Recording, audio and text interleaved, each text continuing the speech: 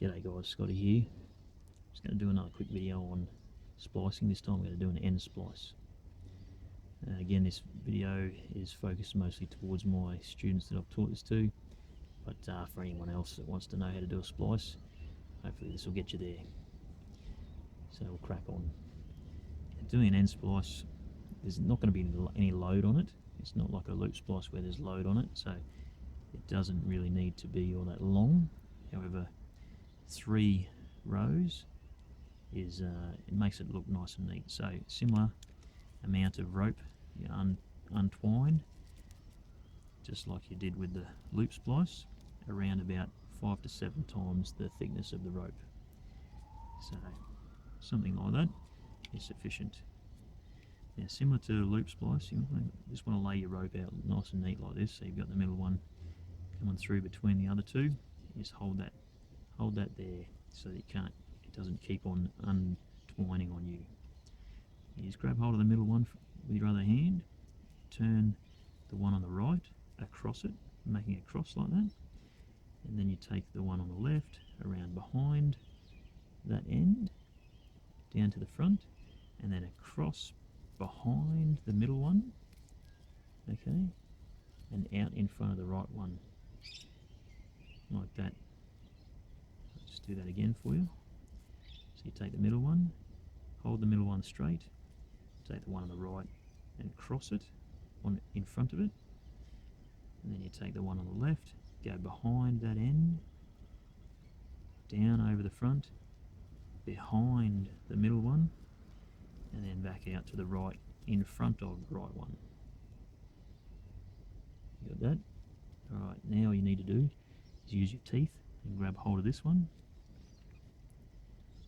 If I can get that on the video. And you pull. Unless you're Tasmanian, you've got 3 heads, and then you've probably got 3 hands as well. So you just pull those 3 nice and firm, but don't pull any one tighter than the others. Just nice and firm so it's nice and even like that. That's your crown knot. Job done. However, a lot of people get stuck at this point in starting the splice, and they'll end up skipping over one.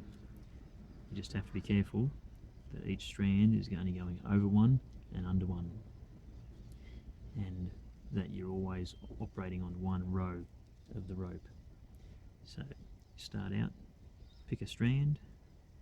You see how this one looks. It's coming over the top here. You can easily get that confused. So we'll start with one of these 2 here. It's just a matter of twisting the rope open like that, going over this one and under this one. So we feed that through there like that. That's got us started. So from there, we just work our way around the rope.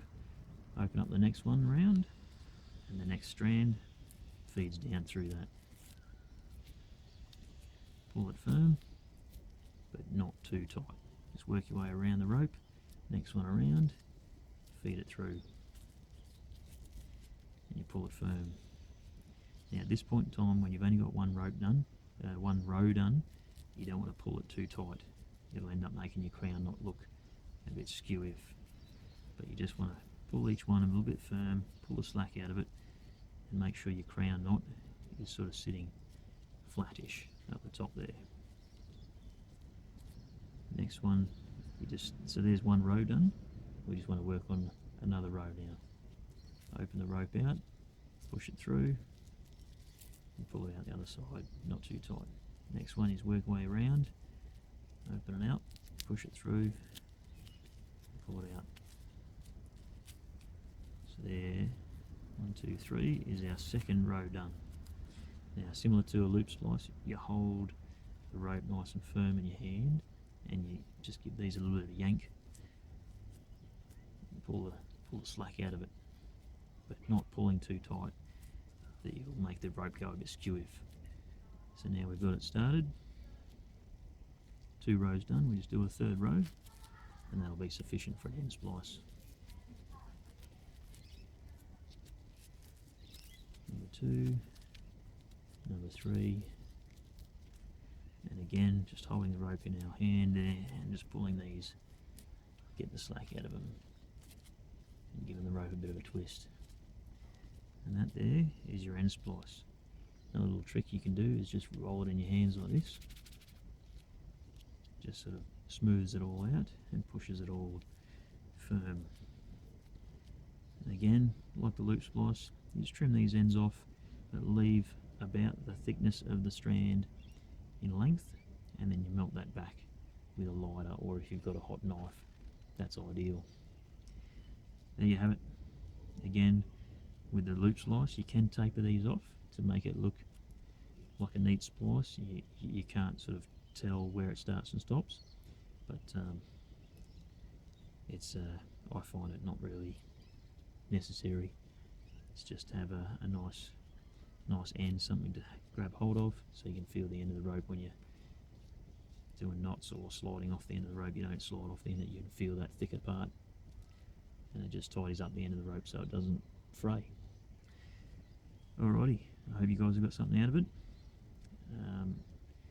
Happy splicing. Hopefully one day, like me, you'll be able to splice with your eyes closed. Enjoy. Catches.